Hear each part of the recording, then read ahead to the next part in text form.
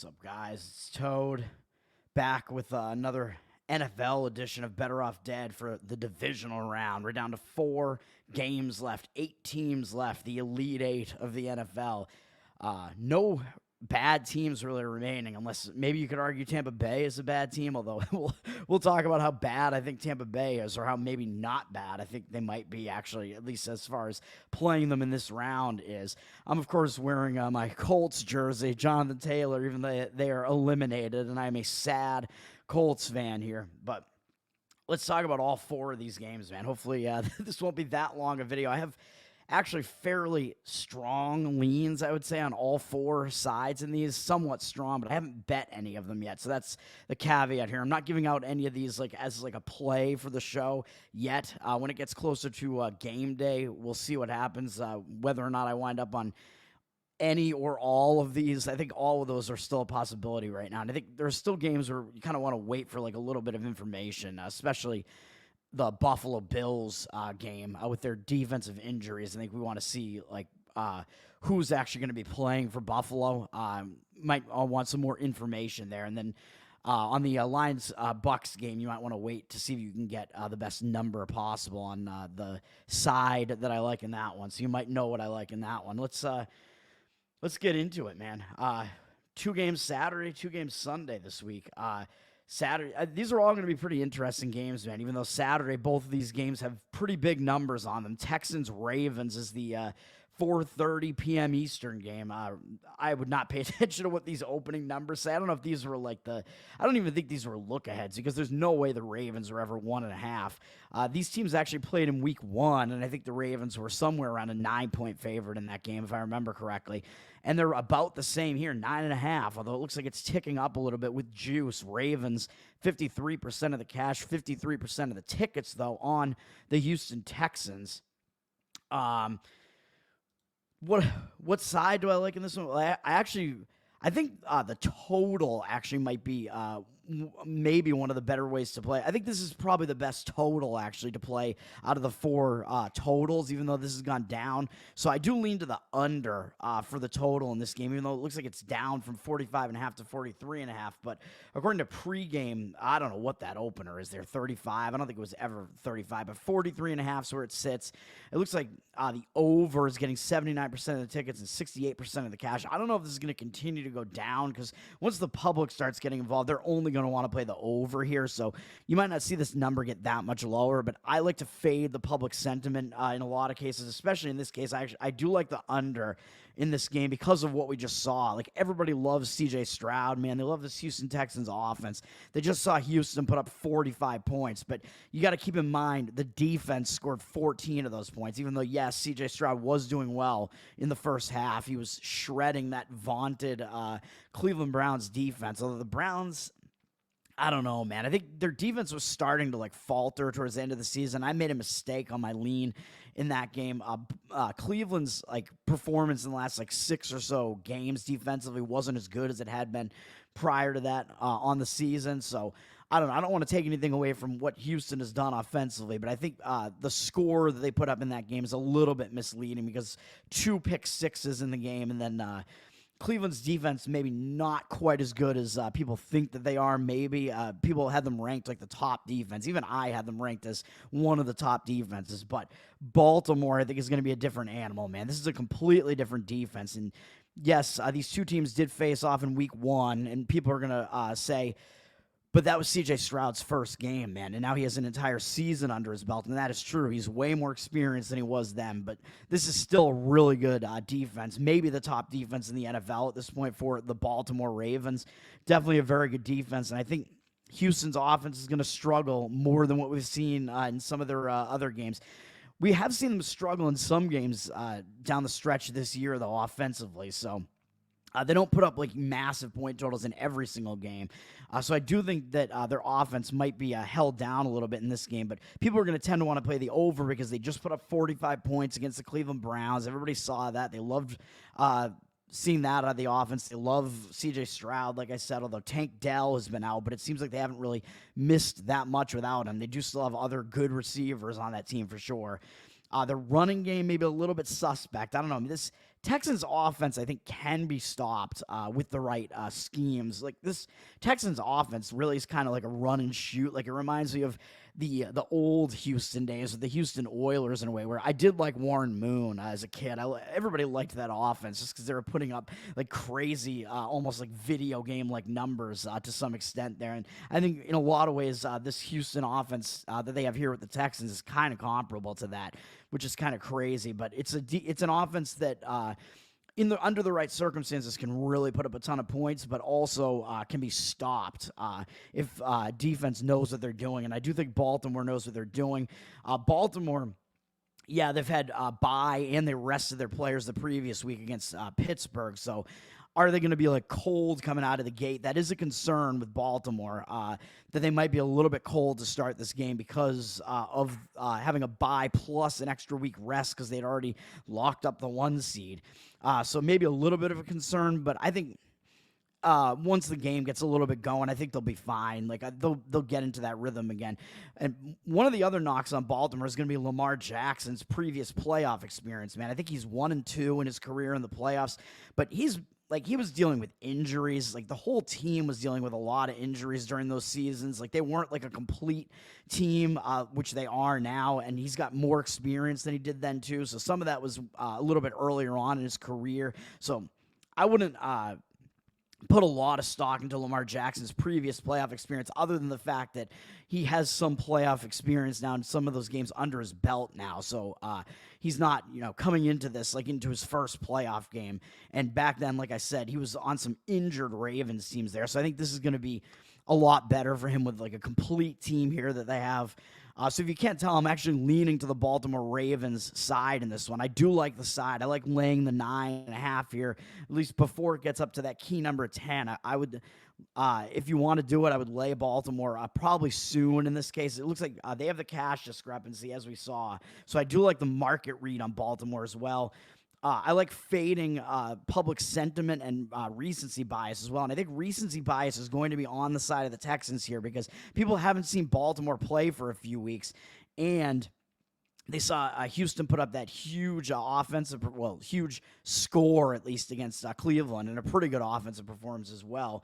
And they haven't seen Baltimore for a few weeks. So they might forget what Baltimore did. Although, then again, part of the reason I like the under in this game is also because the last time Baltimore actually played with their starters, and they put up like 56 points against the Miami Dolphins.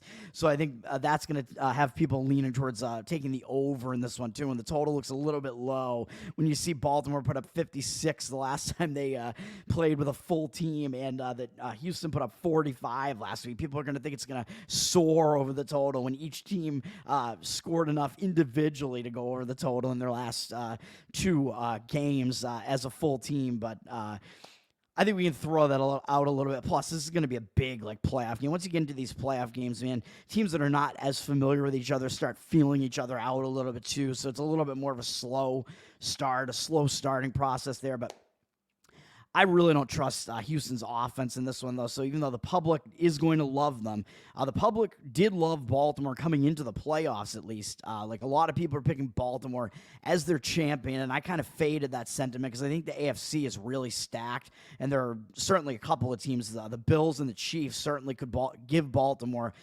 quite a challenge in the AFC here.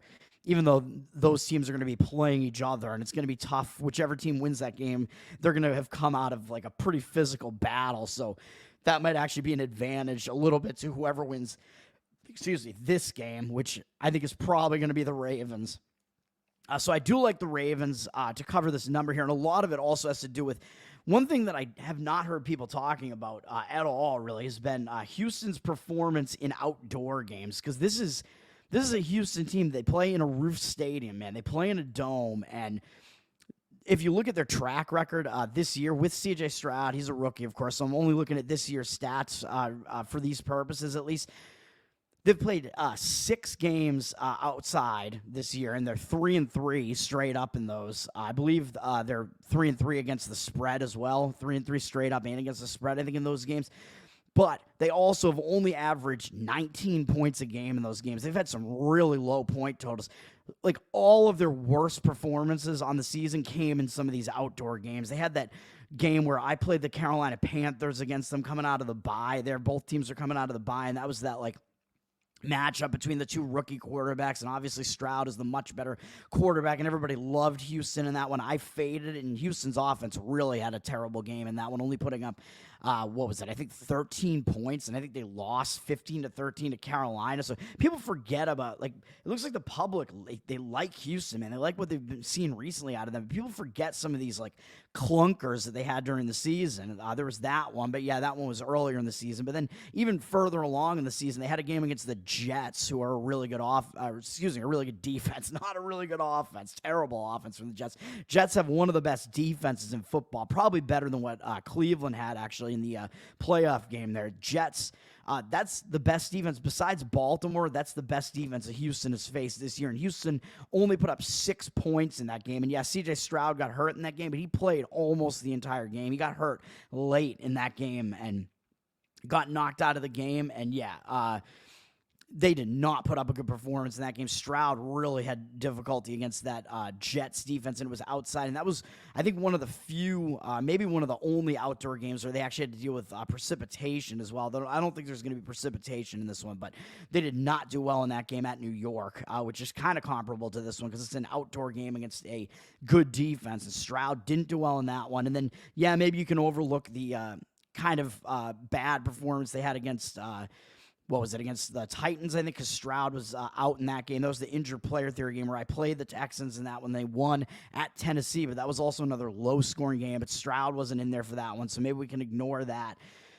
And then what else did they have? Maybe that's it for those stinker games that they had there. But they had some games where they did not put up very good numbers there. And then if you look at their games in weather, like in 50 something degree weather or less, they actually have not played any games below 50 degree weather this entire season.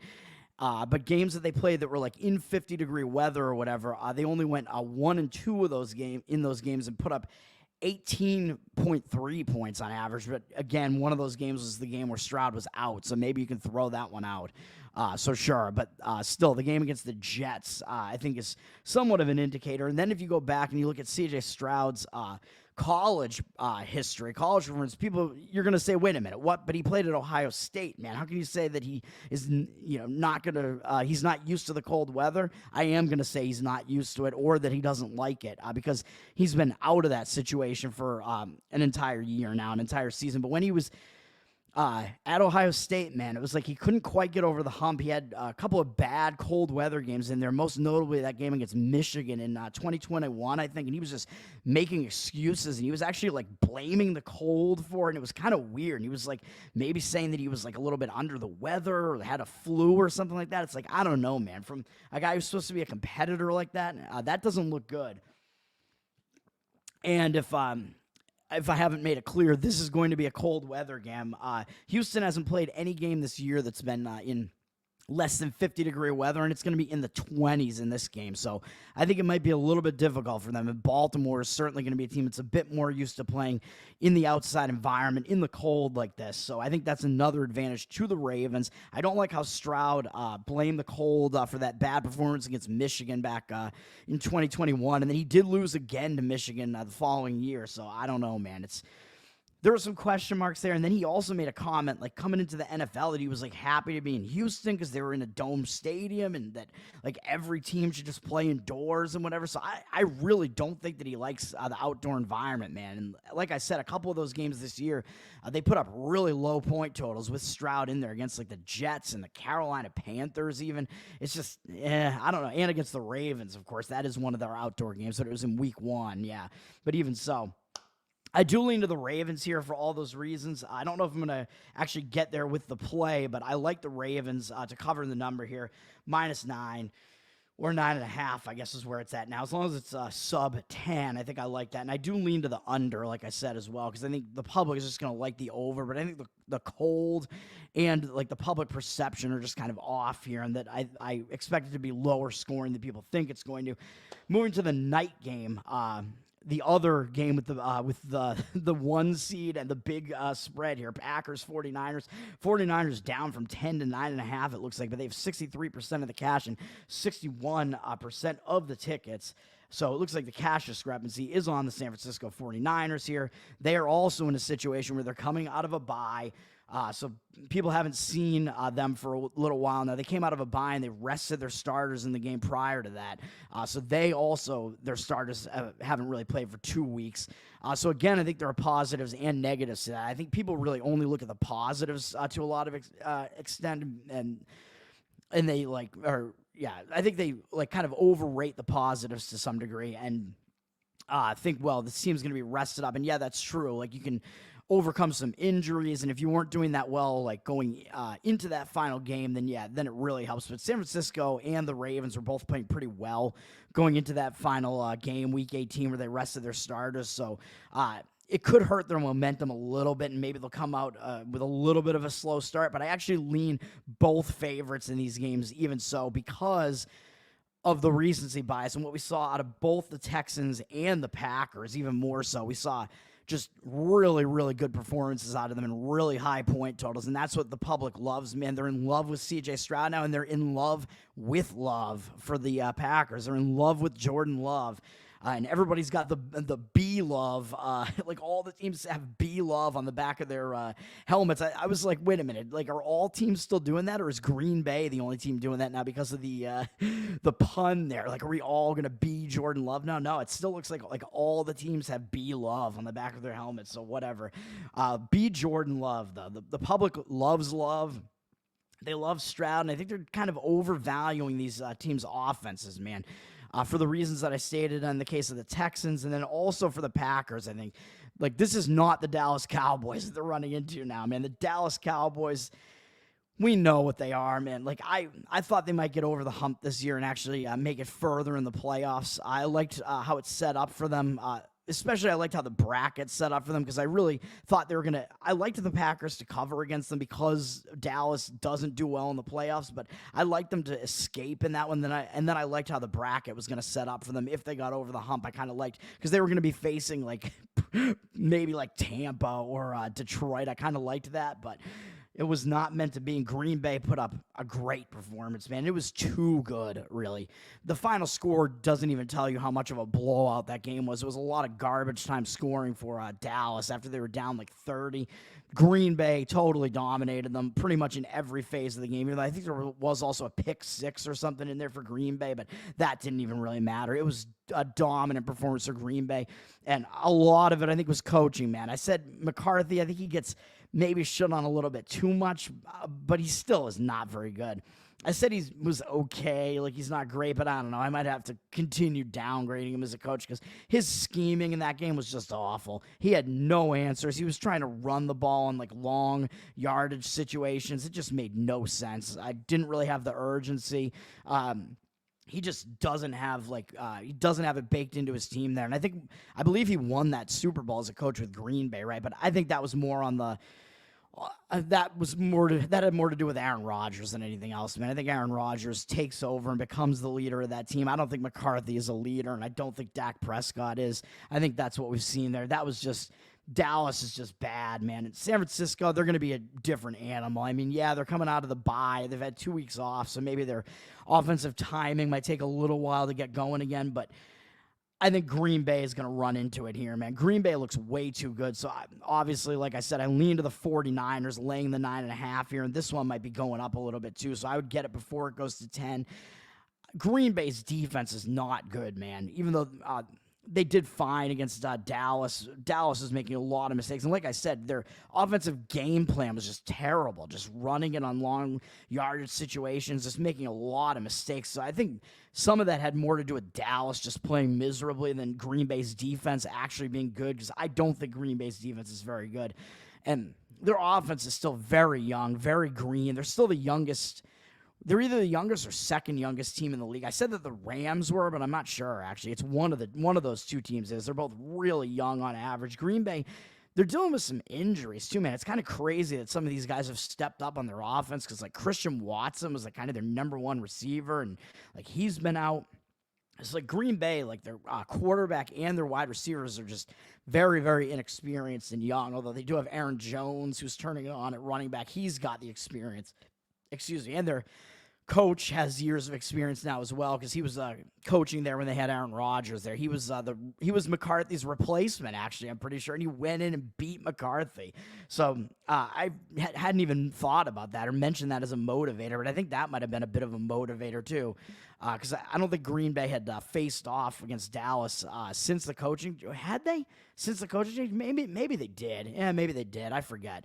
Since that coaching change, maybe they faced off in the playoffs at some point, but the 49ers are going to be a different animal, man. They're much, much better coached than Dallas. They have more playoff experience in that they've been to this level of the playoffs before. And keeping that in mind, what happened to San Francisco the last time they were in the playoffs?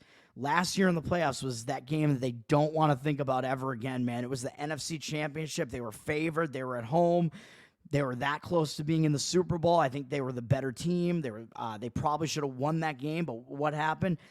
Brock Purdy got injured, and everything just came undone. Everything totally unraveled in that game, and their backup quarterback got hurt. They wound up putting Purdy back in, and he couldn't use his throwing arm. All he could do was hand it off. They want to forget about that game, man. Not only forget about it, but they want to just I think they want to redeem themselves from it. They want that to be just in the past. That's not, we're not going to let that affect us here. Like, we're going to go all out here. I think San Francisco has something to say about that, something to prove here. Like, they have their guys here for this game now. Purdy is there again. He's healthy. They have their players back here. Everybody's back. McCaffrey, Debo, they're here. When San Francisco had that stretch in the middle of the season where they lost 3 games in a row, I believe Debo Samuel missed all 3 of those games, and McCaffrey got hurt in one of them, so that was a tough stretch of games for them, and they got over the hump, man. San Francisco, and they came out, and they were just, since they came out of that bye, after that, they just wrecked house, and they wrecked a ton of different teams. And yeah, they did run into it against Baltimore, but San Francisco made a lot of mistakes in that game as well, even though Baltimore did play a really good game as well. It was a combination of both of those things. That game made San Francisco look a little bit worse than they actually are, but San Francisco also crushed the Eagles when the Eagles were still pretty good, and that actually was one of the things that sent the Eagles spiraling, I think. But San Francisco put up some good games there down the stretch against some teams that are not terrible, really. So San Francisco is the real deal. I mean, they're the favorite to win the NFC at this point. They're the best team left in the NFC for sure, if they weren't already. I think it's pretty certain they are now. They have their sights set on it. They can see that, but I think they're going to come out focused here because they saw what Green Bay just did. They're not going to overlook Green Bay and already be looking ahead to an NFC championship, or they don't even know who they're going to be playing yet. They know what happened the last time they were in the playoffs. They want to forget about that. Green Bay, they couldn't have looked any better, man. They far exceeded expectations. I think that was like their peak moment there. They get into the playoffs. Jordan Love, first playoff game, amazing game. They have arrived. They've shown that they've arrived. But now I think the better team is just going to win out here, man. It's San Francisco. I actually think this is going to be somewhat of a higher scoring game, too. I think it is the game with the highest total. I think it's got to be. But I expect it to be high scoring. So I actually slightly lean to the over in this one as well. But I think it's going to be the end of the road for Green Bay. It's been a nice run. People didn't expect anything out of them this year. Jordan Love, great season, his first season after taking over since he's been at the helm.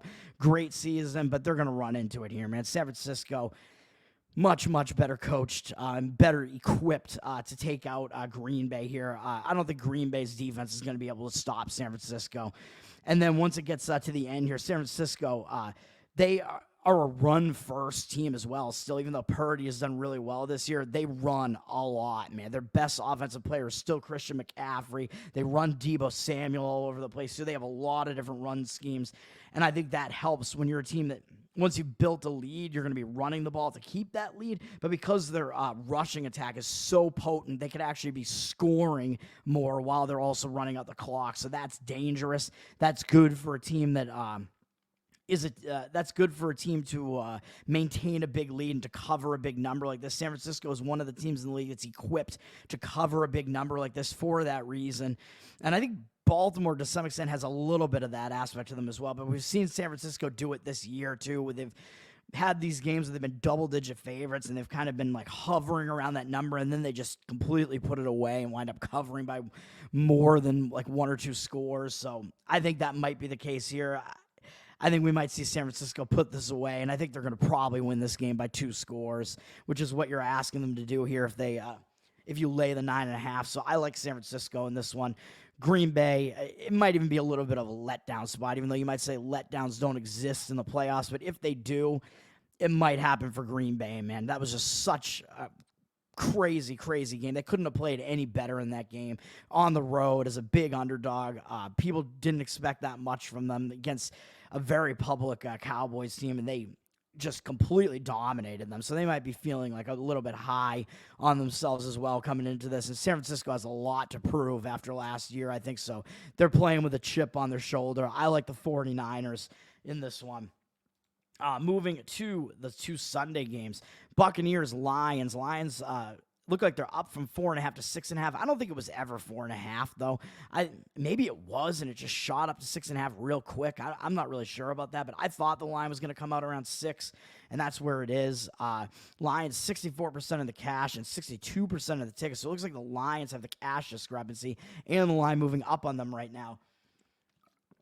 But I lean to the Tampa Bay Buccaneers in this one. I think I tipped my hand a little bit before, and I would wait on this one if you like the Buccaneers, because the public, they haven't really even gotten involved yet. Like, they're going to be getting more involved on game time once the weekend kicks in, and a lot of people might be going to Vegas for this and playing at the casinos too. So we might see the shift, and we might see more public wind up on the Lions, and maybe a cash discrepancy shift to the Buccaneers here. I think the spot favors the Buccaneers here, even though people might be saying, but the Buccaneers, they played on Monday night, man. So they have the Lions have an extra day's rest. Yeah, that's true, but an extra day's rest, I don't know if it matters that much in the playoffs. I mean, it's one more day. You still have the week off. You still get to prepare for this. And it's true that the Buccaneers do have to travel, whereas the Lions do not. So I don't know if that's going to be an advantage for the Lions. That's a slight advantage for the Lions as well, maybe, but I think that if letdown spots exist in the playoffs at all, I think the teams that are going to be in them are the Packers and the Lions, man. So that's why I think like the 2 stronger leans for me right now, and the ones that I might wind up actually playing if I'm going to play any of these games, even though I like the weather aspect of what I said about the Ravens-Texans, and it has me leaning to the Ravens in that one. The letdown aspect of playing against the Packers and against the Lions, I think is kind of strong. So those are, I think, the 2 strongest leans that I have right now. And I don't really have a lean on the total in the Bucs-Lions game here. I do have leans on the other 3 totals, but not really on this one, although it looks like 54% of the cash on the over here and 76% of the tickets on the over. So the over being public again, looks like the cash discrepancy is on the under. So I guess that's the way I would lean in there just by default, because the cash discrepancy is kind of indicating that way, and the public just likes the overs. The only one that I really like the overs, Packers-Niners, even though the Packers, of course, we just saw them put up a huge point total, so I don't love the over there, and of course it is public with 76% of the tickets on the over, but 79% of the cash on the over, and the over still kind of just sitting at 50.5 there, so I don't know, I would definitely not want to be on an under in that one. I think that game might wind up getting over, because the Packers defense is really, really, that defense can be had. It's the worst unit on the field easily is the Packers defense in that game. 49ers certainly are balanced all around and have good offense and defense. The Packers don't have a good defense. So that's the thing about that. And then I think the same goes for Texans-Ravens. Really, Ravens good offensively and defensively, and the worst unit on the field is going to have to be the Texans defense in that one, unfortunately. And they have some injuries on that defense as well, though they've been playing okay in some of these recent games, but they haven't really faced as potent a team as the Ravens for a while. So back to the Buccaneers-Lions, though, even though the cash discrepancy is on the Lions for now. As I was saying, the public, once they get involved, we might actually see this line maybe get to 7 here. So I think there's no reason to play the Buccaneers right now. If you like the Buccaneers, you'll still probably be able to get 6.5 or 6. There's not much of a difference between those 2 numbers. You'll still be fine getting those. So if you like Tampa like I do, you might be able to wait around, get a 7 closer to game time, get that touchdown, get that key number. I lean to the Buccaneers here, even though I really was bashing them last week. I didn't like them last week. And really that game had more to do with the Eagles just being a dead team, and I did not expect the Eagles to be as dead as they were. They just didn't show up, man. They had no motivation in that game. It was clear, like almost from the get-go, the Eagles just looked like a demoralized team. It was them in Miami, man. They just really did not look mentally focused at all. They looked like they knew that their season was over, which, I mean, it's the playoffs. You're supposed to get up for it, but sometimes, man, you just can't get over that, like, mental hump. And I thought the Eagles would be able to do it because they were there last year, and they didn't have like weather concerns or anything like that in that game, playing in Tampa, and they won at Tampa prior to that. So I thought they were going to be able to do it, and I was wrong. They just did not show up in that one. But because of that, because the Eagles were being shit on so much coming into the playoffs, and everybody was just saying they were going to lose, nobody was giving the Eagles a chance, which is why I liked the Eagles in that game. People are going to people are gonna think nothing about the Buccaneers beating them. People won't care about the Buccaneers beating them, because people know how bad the Eagles have looked down the stretch. Everybody's been saying how bad the Eagles were and that they were a dead team or whatever. So I think the Buccaneers are gonna get very little credit for winning that game. Most people seem to expect the Buccaneers to win that game, so I think they're not gonna get credit for it. So that's the thing here. People are gonna give much more credit to the Lions for beating the Rams, because that was the other thing. The Buccaneers and the Rams are both underdogs that were getting like the public sentiment. The public liked the Buccaneers and the Rams to both win those games outright, and they both covered. Unfortunately for me, because I wound up missing on both of those, and Detroit was covering for a lot of that game, even though the Rams did statistically outplay them, certainly in the second half. Detroit really did not play well in the second half and hung on to win, but Detroit was covering for the majority of that game, and it still could have gotten there. I thought maybe it still should have gotten there. If they had done anything offensively in the second half, I think it would have gotten there. I don't think anybody expected Detroit to only put up 6 rushing yards for almost the entire second half against a Rams rushing defense that was one of the worse units on the field. The Rams' run defense is not very good, so that was kind of surprising. The Rams were able to adjust that much with that run defense that hasn't really been good this year, and actually stopped Detroit's rushing attack in the second half. Good adjustments made by Sean McVay, for sure, to really hold Detroit's offense down in the second half. But whereas I think the public will give no credit to the Buccaneers for winning against the Eagles, everybody expected that to happen. I think the public is going to give Detroit a ton of credit for beating the Rams, because the public thought the Rams were going to. A lot of people were saying the Rams might be able to get back to the Super Bowl, man. It's Sean McVay, Matthew Stafford, Aaron Donald. They're all still there. This is a team with Super Bowl winners on it, man. And now Detroit just beat them. So certainly, as you can see, the public is on Detroit, even though it looks like the cash discrepancy is also on Detroit right now. I don't know if that's going to remain the case. I think the Detroit being public is definitely going to remain the case. And I'm going to look the other way, man. Like, if there is going to be a letdown spot here, too. So not only just the public sentiment, not thinking anything of Tampa being able to beat like a dead Eagles team, and thinking that Detroit's win is awesome against the Rams, and giving Detroit a ton of credit for beating the Rams. That was such an emotional high for Detroit. Is this going to be a letdown at all for Detroit? You got to ask yourselves that question, I think. It certainly potentially could be. Like, if you saw what happened in that game, and Detroit hadn't hosted a playoff game, I think, since like the 90s, and I think they hadn't won a home playoff game since like I don't even know, man, when the last time was that they won a home playoff game. I think it had been a really long time. I think a lot of those people that were in the stands there had never even seen them do it. And if you looked at the end of that game, man, there were people crying in the stands, Detroit Lions fans. It was a massive emotional high for the Lions finally doing it. Like, they get to the playoffs again. Finally, they get to host a playoff game for the first time in like decades or whatever it was, and they actually win the game, which it might have been their first playoff home win since like the 1960s or something, I want to say. Or I don't even know what it was. Some long time. So massive, massive emotional high. The fans, were in tears afterwards. That win meant like so much to the fan base and so much to the team, to Detroit. I don't know if they're going to be able to do it here, man. They could be in a letdown. I mean, that was a huge emotional game for Goff as well, because that was Goff Stafford, as I pointed out in my Lions analysis there, why I elected the Lions in that game. That was a huge emotional game for Jared Goff there, because that was the trade situation there. Matthew Stafford was swapped for Jared Goff, and everybody said that was the game, that was the trade that got the Rams over the hump. Matthew Stafford was the better end of that trade. He got the Rams to the promised land, man, and then that's what they were missing. They were missing Matthew Stafford. Jared Goff got them to the Super Bowl and couldn't get them the Super Bowl win. They traded. They got Matthew Stafford, and he did it, and he led them to that Super Bowl win, man. That was the narrative. Everybody was talking about how Stafford was going to come back and want to show up the team that got rid of him, and that's true. I mean, sure, he wanted to do that, but you had the younger Jared Goff, who I think had even more motivation there for the same exact reasons, but even more so playing against the team that beat him, and everybody's saying that that was the team that like got the better end of the deal. Stafford is better than Goff. Like, that was the narrative. He's the Super Bowl winner, and Goff isn't, and Goff hasn't done anything. So that was a huge, like, emotional, like, get-up spot for Jared Goff and for Detroit there. So I think they might crash down a little bit here, man.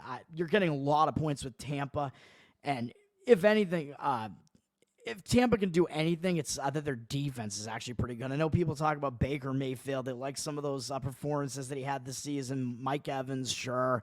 I mean, they have an offense that can do some things, that's for sure. But Tampa's defense is actually decent, and it's much better than Detroit's defense. So now you look at this game, you're also getting almost a touchdown. Maybe it'll get to a touchdown with the team that has the better defense in Tampa Bay. That's the way I like to look for that reason as well. The better defense getting points tends to be the way that you want to look, man. And I think Tampa, in a way, is kind of like playing, I don't know if I would say maybe they're playing with house money at this point. I don't know, because people didn't really expect them to be here. Well, people expected them once they saw they were playing the Eagles. People did expect them to be here, but they're the team that won the NFC South, though, man. So, like, people didn't really expect the team that won the NFC South until they saw the playoff bracket. I guess they didn't really expect the team that won the NFC South to be one of the 8 teams remaining here, but that's the case with Tampa Bay, man. And even though, I was saying Baker Mayfield, I don't think he's as good as some people think, which I think is still true, but he was able to get it done against the Eagles, even though it was an ugly game, and I don't think Tampa's offense was very impressive in that game, really. And I think it had a lot more to do with the Eagles playing really, really poorly than Tampa actually playing that well. But I think that's also going to be the sentiment coming into this game. I think Tampa Bay's defense might be able to slow Detroit's offense down to enough of an extent that they can get within this number. Like I said, I think Detroit is in the letdown spot, certainly emotionally here, even though it is a playoff game, and they're like right on the cusp there. Like they're favored and at home with the NFC Championship game in sights now, man. Who would have thought for the Detroit Lions they don't have to go through Dallas? It's kind of crazy to think about that they're that close to being in the NFC Championship game, and they're hosting 2 playoff games. This does make it uncharted waters, though, for Detroit. Even though Jared Goff has been in a Super Bowl before, most of the guys on this team have not been to these heights before. Dan Campbell has not been there as a coach before. On Tampa Bay, I think you actually have a little bit more of experience there to some extent, because you have Todd Bowles there. I mean, he's been around, been on some other coaching staffs at least, even though Baker Mayfield hasn't really been to this. I think he's been to this round once before in the playoffs, maybe. I don't know. Something like that. When he was on Cleveland, I think, and they lost to the Chiefs, if I remember correctly, in this round. I can't even remember. I think they beat Pittsburgh and lost to the Chiefs that year, but I may be misremembering completely, but so experience, man, maybe a little bit of a toss-up, I guess we could say, in this one.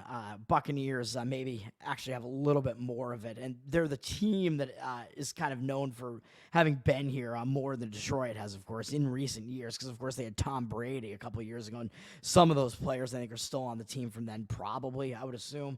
So, I think Tampa does have a little bit of an edge in this one to cover this number here, the 7. So that's the way that I lean. I like Tampa there. I think the biggest factor, I think, is that that game for Detroit was such an emotional high. Finally getting that playoff win. It's like, where do you go from there, man? You might not be able to completely get up again after that, and it might be a little bit of a come down after that. And Tampa, they're not really expected to do anything. Nobody's really expecting them to do much of anything. So I like Tampa in that one to cover the spread. And then finally, Chiefs-Bills, the game that everybody's saying is the biggest one. I mean, it's the one with the closest line for sure. And this is this is definitely a battle, and it's a battle of teams that have become rivals here because they've faced off in the playoffs before, and they've had a lot of regular season matchups at this point as well. Chiefs, Bills, I don't know what this pregame has this opener at 10. I don't think it was ever 10, obviously. Bills, Chiefs. I don't think there's any way that was the case. So Bills sitting at 2.5. Looks like it's juiced now. And what you see now is like the majority of the numbers now are sitting at 2.5 with juice. And only a couple of the books have it at the 3 right now. And I see maybe some with 3 with reduced juice too, which is kind of interesting that they don't want to come off the 2.5. So it's like, I don't know, why is that? They're not going up to the 3 and they're just juicing the 2.5.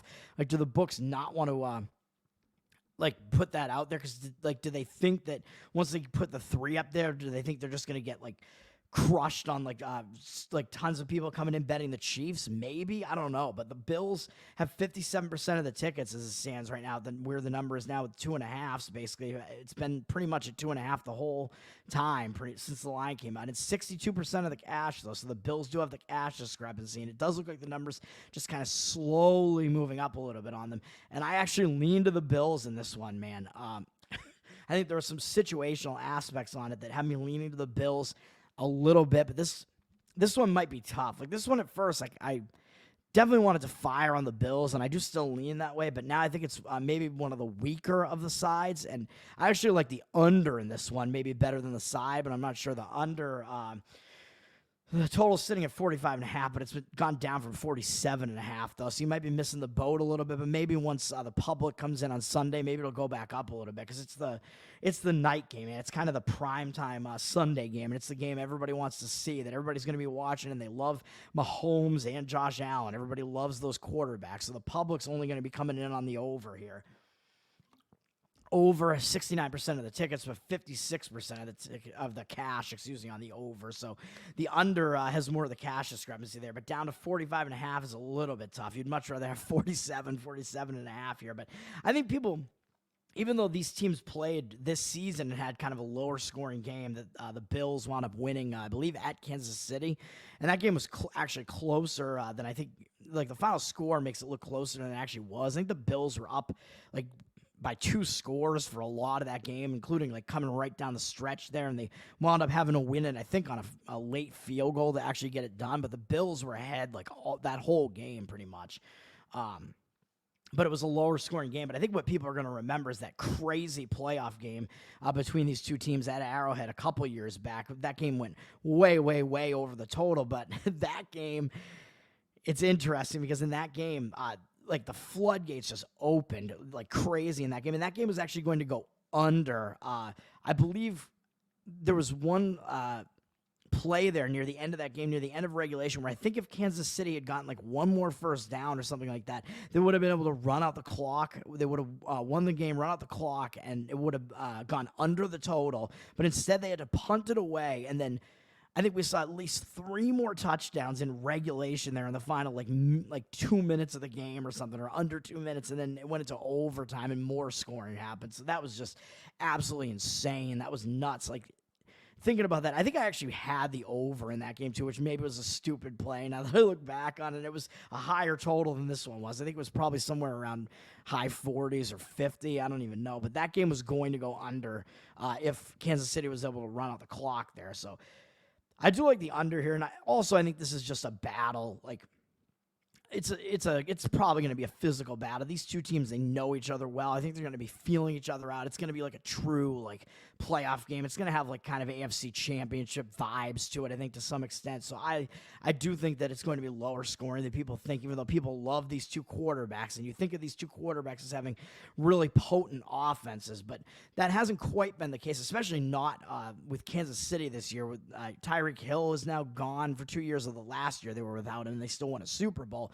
But what people don't realize is that Kansas City has kind of morphed into this team that's become more of a team with a better defense than offense, which is kind of crazy to think about with Patrick Mahomes there, and a Kansas City team with Kelsey, although Kelsey seems to have regressed a little bit. I don't know if it's the Taylor Swift phenomenon coming into play there, but you got that going on. The receivers seem to be like dropping balls. They don't really seem to have that like key like receiver, like that go-to receiver that you know is going to like get it done for you anymore. So that's the state of Kansas City's offense now. And they struggled last week, too, even though you could say, yeah, it was in the cold. Um, but it was against Miami's defense, man. And not only Miami's defense that I don't think was ever really that good this year, but Miami's defense had so many injuries once they got into the playoffs. And that point, like, most of their defense was actually out at that point due to injury. And Kansas City still was being held to tons and tons of field goals in that game. They almost only got one touchdown in that game because the final touchdown, they got a first down on kind of a questionable call, I think on a roughing the passer call. It was kind of a, like, we're going to give the quarterback this call type of call there from Mahomes there, because I don't really think it was a late hit there on that one, and they got a first down on that one, so they would have had another field goal instead of a touchdown on that last drive where they got a touchdown there. So Kansas City really was not able to put it in the end zone much. So this is an offense that is not as good as it has been. This is not the Kansas City offense that we've seen the last few years or whatever, but their defense is actually better than it has been any of those years. I think this is probably the best defense they've had. So the perception, I think, is not the reality here on Kansas City, which I think lends itself to the fact that I lean to the under in this one, because Kansas City is definitely more of a defensive team, and their offense has been struggling. But people do, I think they are coming around to that a little bit.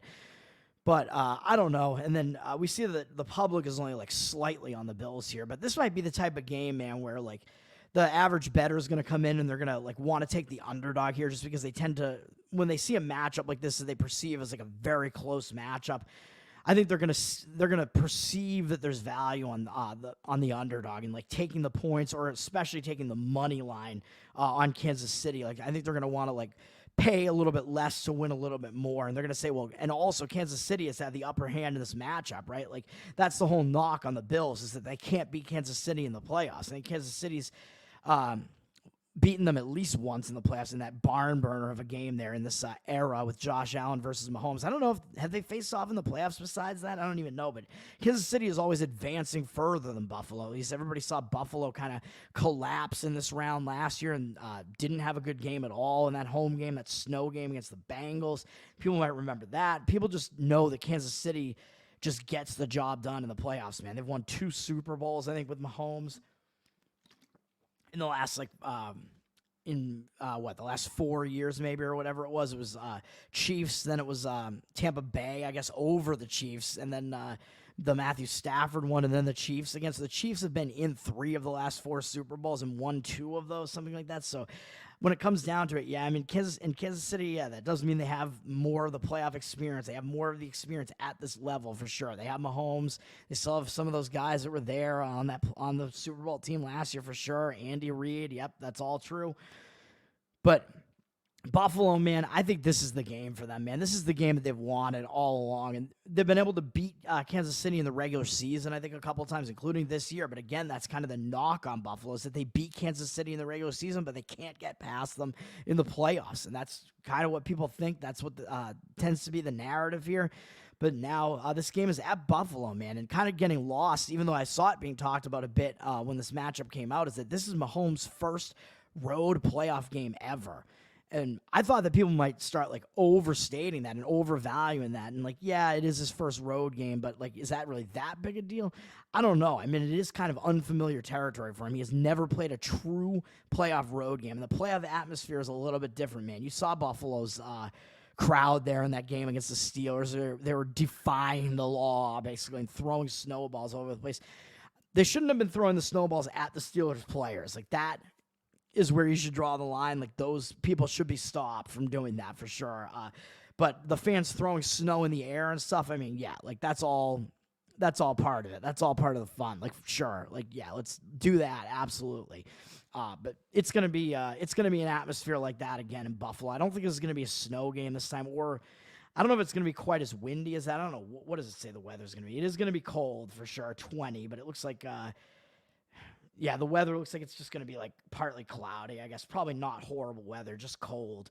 But of course, both of these teams know how to play in the cold, Kansas City and Buffalo, so I don't think that is much of an advantage either way there. But I think that Mahomes, it being his first road playoff game, I think I've seen some people even writing it off a little bit. Well, he played a road playoff game because he played in Tampa in the Super Bowl against Tampa. Well, Yeah, but didn't Tampa like destroy him in that game? And that was like during the COVID years, the lockdown years. Yeah, great. Where I think it was the stadium was only at a third capacity or something like that, so it wasn't even a full crowd there. And it's a Super Bowl, so it's not as much of a home crowd there. Even though sure, it's going to draw like a bunch of the home fans, but you still have a lot of fans for the other team show up. It's the Super Bowl. So I don't think that counts, right? This is his first true road playoff game for sure. So that might have a little bit of an effect. So that all of that has me leaning to the Bills a little bit. And what I was about to say is that this is what it comes down to for the Bills, man, because this is the knock on the Bills is that they can't get past the Chiefs in the playoffs. That's the whole thing. So they've built this team to try to beat the Chiefs. Like I think that has been like their goal, like pretty much the whole time, is we have to beat the Chiefs. Like it's almost like specific at this point. It's so ridiculous that it tends to be the Chiefs that just get past them every single time. It's the Chiefs and I guess maybe to some extent the Bengals, although it's the Bengals versus the Chiefs is kind of like the thing now, but then it's also the Chiefs against Buffalo. Buffalo, I think, is kind of designed this team to try to beat the Chiefs at this point, man. And Buffalo, I actually think this line is a little bit short. I actually rate Buffalo the slightly better team here, and this line is telling you that Buffalo is actually maybe even the slightly worse team here at 2.5. They're not even really getting them because I think in the playoffs, I think you got to give the team the full 3 for home field in the playoffs. The home field is definitely more of an advantage in the playoffs than it is in the regular season. So I think you give them the full 3.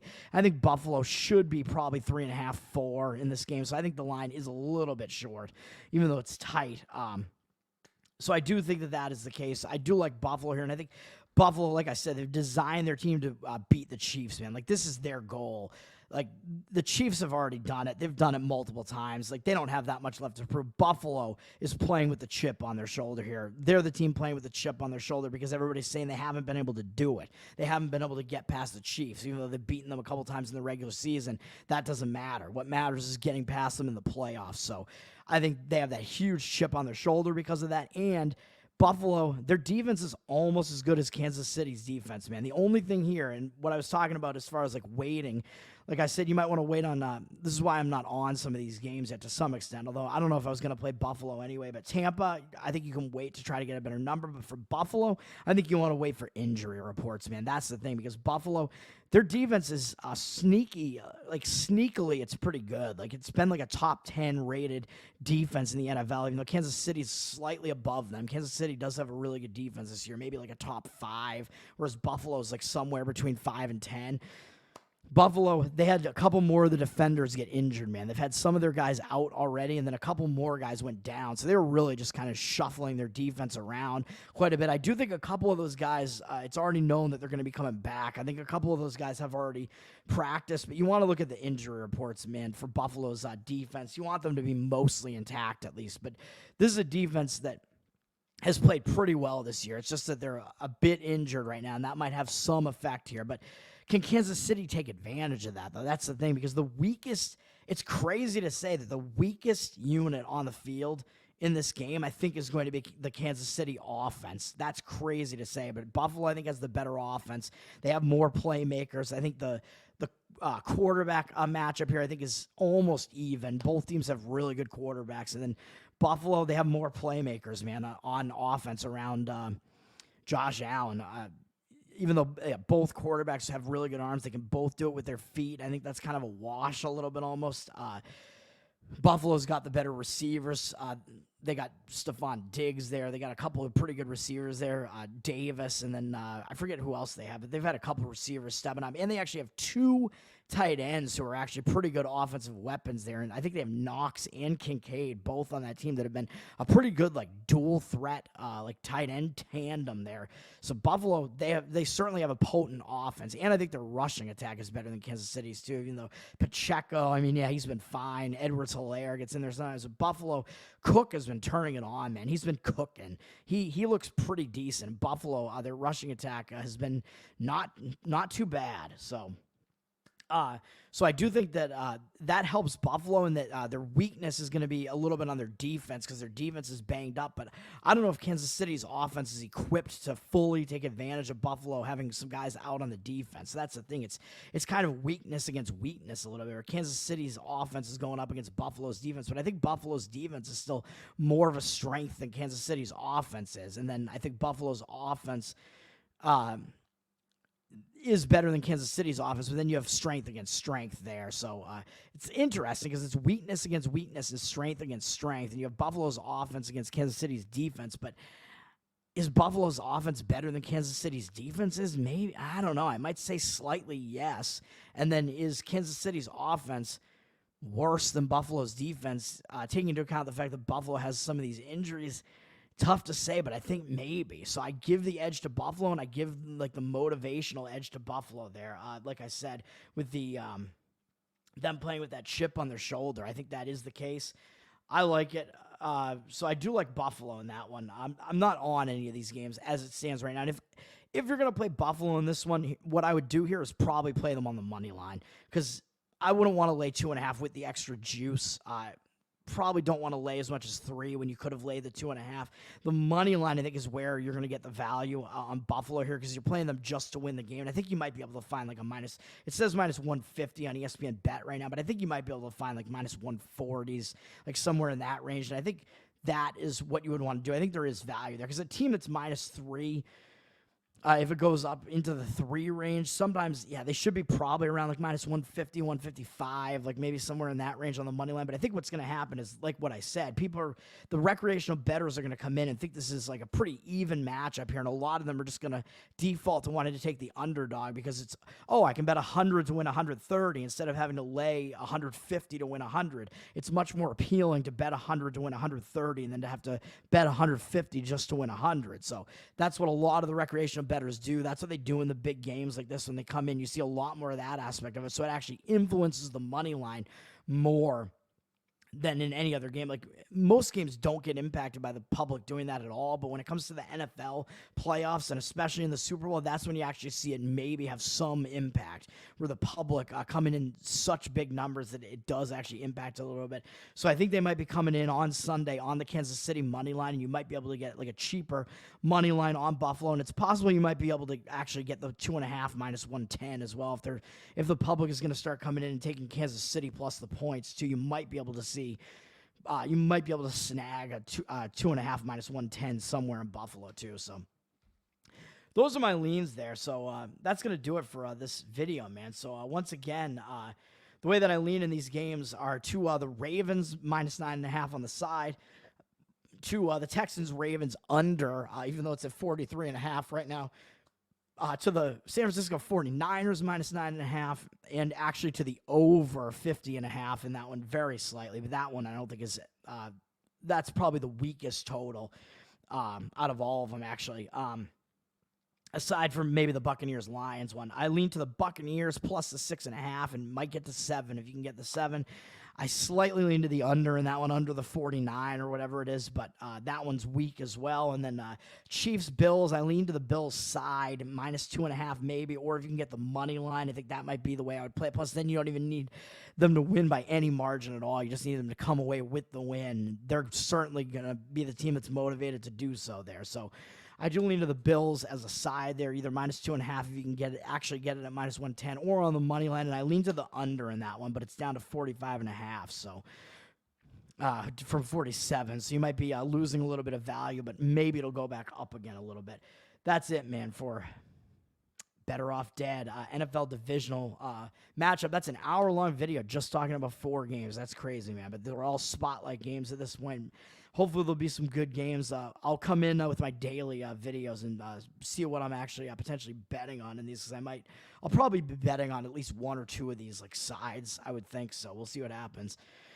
Enjoy the NFL weekend, man. Enjoy a divisional weekend. And we got other sports going on the whole time as well. NBA, college basketball. Saturday is always packed for that. And hockey's still going on too. And hopefully I'm going to get some wins out of those too. So enjoy it all, man. That's it from me. I'm Tower Gang Toad. Peace. Tower Gang Toad on Twitter. Follow me on there for sports and political shit posting and whatever else. Just whatever you want to even call it. Just random shit posting. I don't know at this point. I don't care. And follow the guys over at flapper.net, FLAPPR.net. They're on Twitter and they have they are the purveyors of the world's finest smut blog, and they do talk about sports, politics, etc. in addition to the smut. So that's it for me, man. Tower Gang Toad. Have a good one, man. I am not a cook. Peace out.